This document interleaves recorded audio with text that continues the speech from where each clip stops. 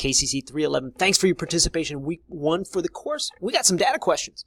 In particular, I made one. I found some data on the city of Chicago on the water quality of the Chicago beaches. And my question was, what type of weather is going to make the water the dirtiest? Now, coming up with this question, I had 4 things in mind. The first thing, very basic, and everybody did this really well. Is it interesting? Yeah, it's interesting. I go take my young son swimming, and we go into the lake a lot. So I'm just, of course, interesting to me. But here's another thing. That's another way to break it down is you want to find a question. It's not too simple, not something you can answer in 30 seconds, but obviously you don't want it to be overly complex, too many moving parts, so to speak. So striking the right balance between simple and complex.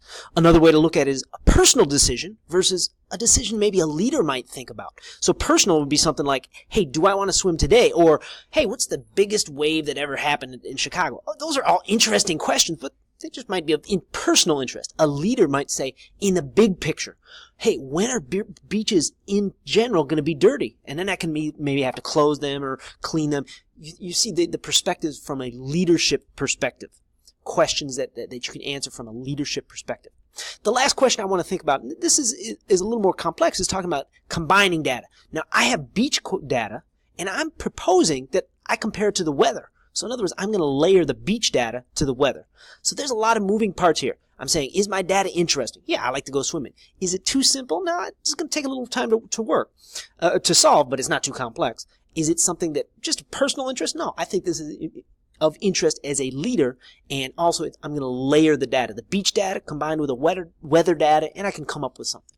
So those 4 questions are in my brain as I look through that help me form a question. And guess what? For the discussion board, you're going to look at other people's questions. I have a collection of all the questions as a class we made.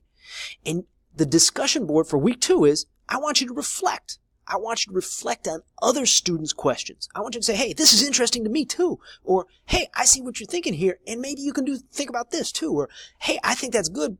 Here's another way to approach it. So here's a mentality is when you're critiquing students' questions, say yes, and Don't say, oh, I don't like your question because this.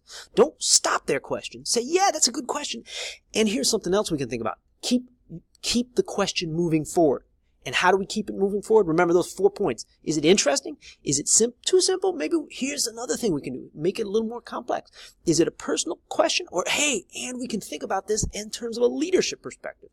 And here's some other data we can put on top of that. If you're looking at crime data, and we can look at this data or another data. So these are perspectives when you are reflecting on other students' questions. So you're going to find you have your own question of interest to you. Look at your classmates' questions, come up with some feedback, and hopefully we'll get really a classroom discussion on these big data questions. If you have any questions to me, the teacher, about how the discussion boards form, please reach out. Otherwise, check out what other folks have and get some feedback into the discussion posts for week number 2.